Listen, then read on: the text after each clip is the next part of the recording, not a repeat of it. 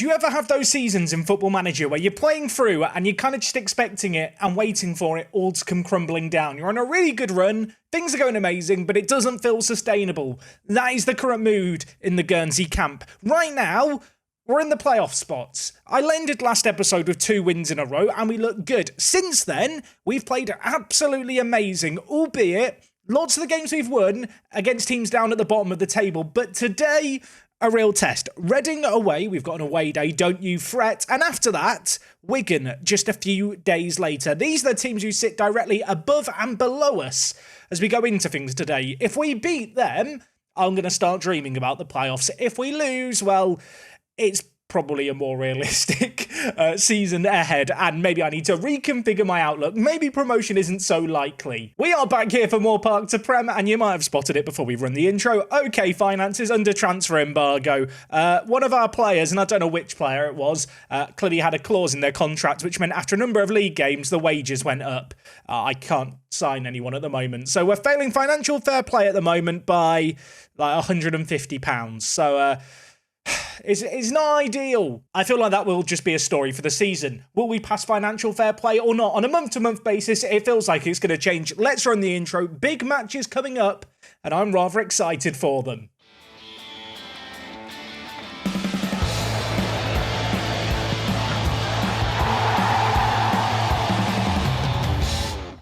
How is it going, folks? Welcome back to Park to Prem. I hope you guys are doing amazing. Before we get into things today, sponsor of the series, Sneak Energy. Remember them a few days ago? I have been able to see many of you bought the starter bundle. Thank you if you did. They have kindly shipped me over 2 of their newest flavours. There is Sneak Millions Billions Bubblegum, and they've also done a strawberry flavour. Now, these mix 2 classic flavours with my favourite Sneak flavour, which is Blizzard. It's like a lemony, citric explosion in your mouth.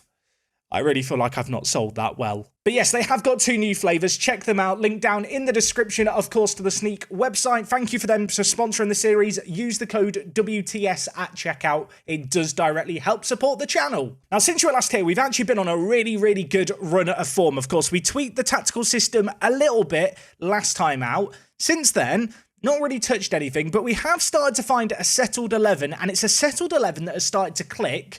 Let's talk about the form. Now, of course, last episode we secured back-to-back wins against both Wrexham and Rotherham, and to end the month we had Preston North End away. This is a game that we should have won, and I thought we had won. Brandon Charles scored a penalty in the 89th minute, and then they scored in the 95th minute, and I was rather upset. I might have sworn a little bit. Things didn't get that much better in our very next game, another away game, this time against AFC Wimbledon. In this match, I feel like we might have been the better team, but that doesn't really count for anything if you don't score any goals. They won this game 1-0, had one really good chance. Besides that, though, not a great team performance by ourselves. Urfi and Apaya having 2 of the better performances. You might notice there was a little bit of rotation here. The fixtures were starting to pile up, and I did have to rotate things heavily, but not before we beat Forest Green 1-0. We relied on a Jay McGrath last-minute goal in this game. When your centre-back is scoring a set-piece to get you a last-minute winner, it doesn't necessarily feel deserved. We did navigate through 2 tricky cup games, the first of which was against AFC Fylde. We played a rotated team in this one. Robbie Brandon Charles got the goals. Was the most convincing of wins against non-league opposition, but we won nevertheless. And after that, we won in the Papa John's Trophy against Chelsea. And they're under 21s, not the actual Chelsea. We were already out this competition. It was the last game of the group stage. Winning actually didn't mean anything. We have ended this run of games, though, with back-to-back 3-1 wins in the league, the first of which was against Bristol Rovers. We were promoted with them last year. In this game, a commanding performance. Kamara with 2 goals really early on. You can see Pani putting in an absolute shift, playing as the deep line playmaker. Has been in a really good run of form, Pani. Had a load of issues of injury. He's had a fairly extended run now in the first team. He was great in this one, and we were great in the very next game as well. Plymouth Argyle here. You might notice Apshawn and Beckford getting on the score sheet. Yeah, Beckford, 2 goals in 1 league game for the centre-back, and he has dislodged Apaya as one of the back 3 members. I mean, when you compare Beckford to Appiah, two very, very similar players, I think, in terms of overall ability. What Beckford perhaps lacks in raw speed, physicality, and aerial ability, I think he more than makes up for in his technical ability with the ball at his feet, but also just his defensive and mentals. He is a really good 19-year-old, a player who I'm keen to give first-team football to. And for the first time in what feels like forever, I feel like we've got a young player at the club that is actually developing, which I don't think has ever happened before here at Guernsey. In terms of other really good performers in their last 5 games, you can see Panny's been putting in a shift. Robbie, when we've given him cameos on off the bench and in cup games, has played well. Another man who's been really, really essential has been George Urphy. Has been an ever-present part of our team. In the last 3 games, he's put in particularly good performances. We're going to hope for more from the same from him in this game here. Of course, he has been playing alongside Panny. And I talked about the player roles. I have started to settle on this. You might notice Brandon Charles, I think, is going to start the first game today. He's not been in the best of form, but neither has Tim Apshawn, to be honest. These two players, the one position perhaps where I don't necessarily know who my best player is. Here is the head-to-head. You can let me know who you'd be playing. Statistically as well, the stats are rather close. I think in terms of goals per 90, Tim Apshawn does actually have the edge. Then again, he has been a very good cameo appearance maker on off the bench. So in some ways, I think it's nice when you got a striker on the bench you know that can score. When it's kind of flipped and Apshawn starts, I don't necessarily expect Charles to come on and score goals. He doesn't really do that. I did touch upon it briefly in the intro, but we are failing financial fair play again. It is by £250. It's not exactly ideal, but I mean, we kind of know the situation we're in right now. We are going to have to just deal with these restrictions, which do feel, can I just say, massively unfair. When I was a little kid, I'd always moan that stuff wasn't fair, and my grandma would tell me, Jack, life is not fair. I now finally understand what she means. We're failing financial fair play. We're under transfer embargo, despite the fact we have the second lowest wage total per year in the league at less than £1.5 million. It is mad the way the financial fair play scales with your turnover, isn't it? I mean, let's look at the positives, at least for now. We are in a good little position. We do currently sit 6th, and I did talk about the fact we're in the playoff spots. I didn't really mention the fact we have played more games than pretty much everyone else in the league, which is a double-edged sword. In one way, you know, it's good to get the games out the way, know that we've not got a packed schedule. On the other hand, I am looking over my shoulder, fully aware that we're probably not going to be in 6th when everyone's played the same number of games as us. But today, against Reading and against Wigan, in back-to-back games in the space of a few days, if we win these, suddenly I really start to believe the playoffs is possible. First game of the day today is against Reading, and I was sat thinking Reading play at the Majeski Stadium. I think that's what it used to be called. It's had a name change. It's now called the Select Car Leasing Stadium. That really is a name that rolls off the tongue. So for today's episode, we are heading to Reading. I don't feel like we've headed to this part of the world yet in a Jack Dozen away day. Here is Reading. Now, Reading isn't a small place, and I don't actually know where the football stadium is. I'm feeling cautiously optimistic for a good away day today. I mean, there's car leasing next door to the stadium. There is the Madhouse Play and Party World. Can we go to the Play and Party World? I'll go in here and hope it's the Play and Party World. This isn't Play or Party, but there is an Asda. Is there a Lidl? We found an area that Lidl hasn't touched yet. This is a sacred day. Just going back to look at the actual stadium. Here is the stadium. It has a weird bit connected to it. Is this a hotel or something? I'm not entirely sure. In fact, I'm going to go out on a limb and say it is a hotel. Apparently, it's a 4-star hotel. There's probably a swimming pool in there. Now, in terms of car park, it starts out strong, but it quickly, I mean, this bit here needs some work. It's not got any lines painted. Bigger isn't always better when it comes to car parks. I wish football clubs would realise this. There's also a cafe on this side called The Jazz Cafe. That sounds very jazzy. If they don't play jazz music, I'm going to be upset. Apparently, live music venue in a stadium complex for dining and drinking to a backdrop of jazz.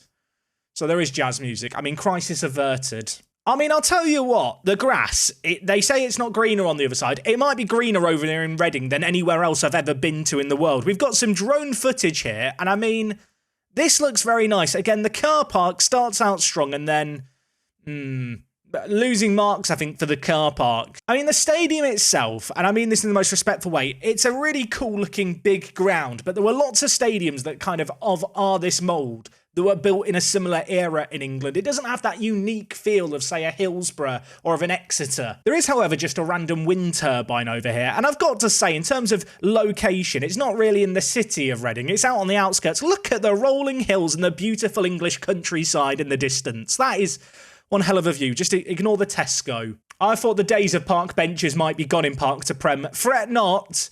Reading has park benches outside the ground. That makes me irrationally happy.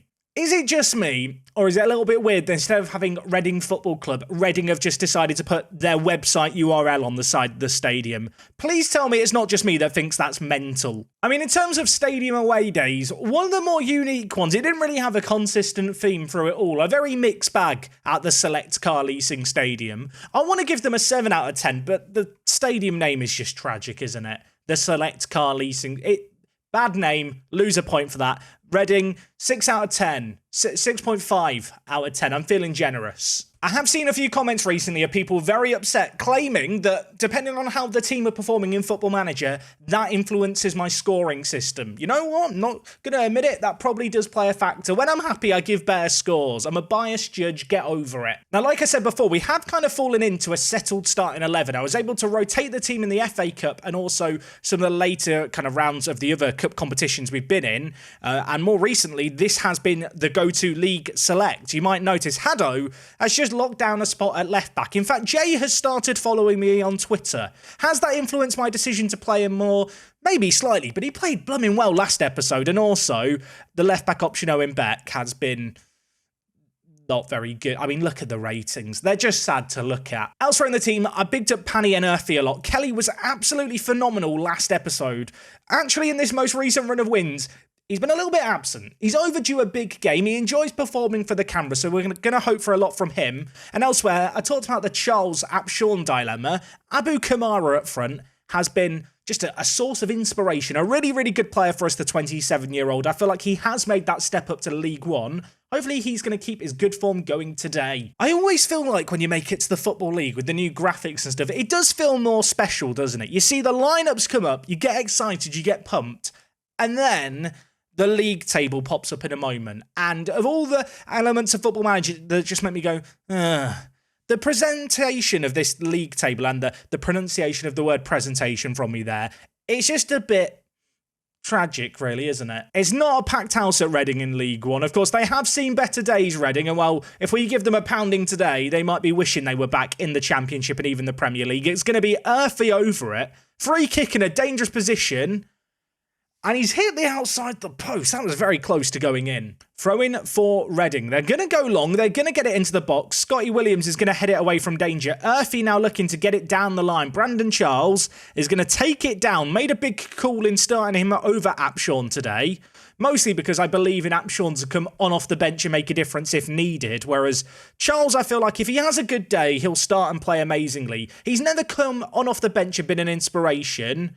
And Kamara's offside there. Why even show me that highlight? It's just trying to wind me up for the game, I think. Was he offside?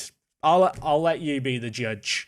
Corner for Reading. Vogel going to get it into the box. Beckford heads it away from danger. Scored a brace last game, Beckford, from set pieces. I feel like that has actually been a strength of ours this year from an attacking point of view. But, well, we need to do some defending here. And the defending is going to be done, at least for now. Charles wins the ball in an okay area, goes down in a heap. Turnover in possession, I thought might give Reading a chance to attack, but we are in possession and we're playing the ball out. We're going long, and I'll tell you what, the balls forward to Kamara aren't working right now, although this one here might work. He's in behind. I've done the anti-jinx until the finish where he's kicked it straight down the keeper's throat. It's not been an inspirational performance so far, and it's another Reading long throw to deal with. I don't know why Beckford there has gone for a diving header. That was completely unnecessary, and yet I kind of completely rate it. Daruna Riga bringing it forward, gives it to Hughes. Back to the centre-back, Clark, spreading the ball wide to Drame, who's going to play it into the centre to Ajeti, who hits it, and apparently that was scintillating by Reading. I mean, it was nice football. I'm more concerned by Rigby's goalkeeping there. Right, couple minutes left of the half. We're going to go short. We're going to build out from the back. Look at us go. Panny, deep line playmaker, the quarterback of our team. He can pick out a pass, as can Kamara. Brandon Charles, one-on-one. tried to go round the keeper and kicked it straight at the defender. Half-time here, 0-0. To be honest, as an away team taking on Reading, kind of happy with this. Reading were one of the favourites for promotion at the start of the year. They've not had the best start, but given where we are in the league currently, given where we're predicted to be, given the financial stipulations we find ourselves under, I actually feel like that was a rather good half. Rigby currently on a 7.0, Scott Williams on a 7.2, Jay at left back on a booking, Hassana on a 6.3. I do not like. Right, we're going to change things up here. Hassana is going to come off for Beck. Going to make a couple of early changes, I think, here. Charles has not played well. Apshawn, on you come. And I think we'll go with a double change for now. Still, what, 35 minutes left in this game? Loads of football to be played. Apshawn has been a player who consistently this year has just come on and had an impact. We need him to do it again. We've seen Brandon Charles squander a one-on-one. I do wonder if Apshawn would have been able to score it. 20 minutes left here. Nothing is happening in this second half. Barry Kelly off for Ben AC. Elsewhere, I think I'm going to bring in Stewart in the box-to-box midfielder role. He's not the most mobile of players, but he's an intelligent footballer with ability going forward and backwards. And we'll hold on to one last sub for safety. But with 15 minutes left here, I'm beginning to accept the fact that 0-0 might actually be a good result. I know that is not the Guernsey way. I know I've changed everyone in the last 12 months of this save game, in game time that is. No longer am I the gung-ho free attacking striker man. Instead, I've become the let's get a clean sheet. Let's focus on the defence first. Sean Dyche, eat your heart out. 3 minutes of added time, 1 minute of added time. Great result, we'll take it. It's not a classic. I think this might be the first 0-0 in a live com all series. It's taken like 57 episodes, but it has finally happened. With that draw, we do actually hold on to a spot in the playoffs for now. Like I mentioned, lots of teams behind us trying to close down the gap, including Reading, who we do still sit above, but they do also have 2 games in hand on us. Up next, we've got Wigan Athletic, who actually have climbed now up to 4th. They are going very, very strong. They have a game in hand on some of the teams in and around us. If we could get a win against them, it would be massive. Based on the last result away from home, I want to believe in our own back garden, or rather, Torquay's back garden. We can maybe avoid defeat for a second episode in a row. Let's go and try and make that happen. Okay, folks, game number 2 today against Wigan. If we get a win here, would 4 points from these 2 games be enough for me to really consider playoffs realistic? I'm going to say yes, even though that just sets me up for disappointment. I feel like at the moment we're playing rather well. With that in mind, I do want to limit the number of changes I make, but I am going to make 2 for this game, just to rotate out a couple of players who haven't been playing too well. Barry Kelly was disappointing last time out, as was Brandon Charles. As a result, Tim Apshawn is going to come into the team, and Ben AC, donning a new face pack picture. I updated his face pack picture because the other picture was out of date. He's also in the team, playing at centre attacking mid. Of course, 2 players homegrown at Guernsey, players that, well, if we have the lofty goals of reaching European football, we might actually want to keep around for the next decade if they don't want to retire. I mean, hopefully they don't, because genuinely, we might have some issues with homegrown at club players, given the fact that right now, I literally have no youth players in the team, and I need youth players for Europe in the future. I mean, hopefully by the time we reach the Champions League, we will have money, I suppose. Besides those 2 changes, though, nothing else going on going into this game. This is a match that I think we can win. This is a match that, if we do win, I'll start to believe. I feel like home advantage is massive in Football Manager. In this game here, we're going to try and prove that. Chance for Wigan early on. McKee bringing the ball up the near side. Lloyd Weston at right back, dinking it forward towards Stevenson. Options in the middle. Going to have to do a little bit of defending here, and I'll tell you what, bar a Rigby save, we probably would have been a goal down there. The keeper's made a massive, massive save inside the first 7 minutes. I feel like Rigby's a bit of an unsung hero. I know he had that absolute stinker in his first ever game. He has actually played okay since then, I swear. Hassana up the near side, caught in possession. Bro bringing it forward, laying it inside to Sorensen. Wigan with a little bit of possession here, knocking the ball around nicely, and McKee could get in behind. Haddo forgets the ball exists, and with it, Wigan take the lead. I mean, I don't want to throw anyone under the bus, but Jay has let us down at left back there. Yesterday I was talking about the fan club. Today I'm talking about rescinding the fan club. Shall we cancel it? Terminate all memberships to it? You think from this situation here, the right back's got it in the bag, and then, well, he just does Football Manager 2023 things. Whitnell gets a free header. Wigan take the lead.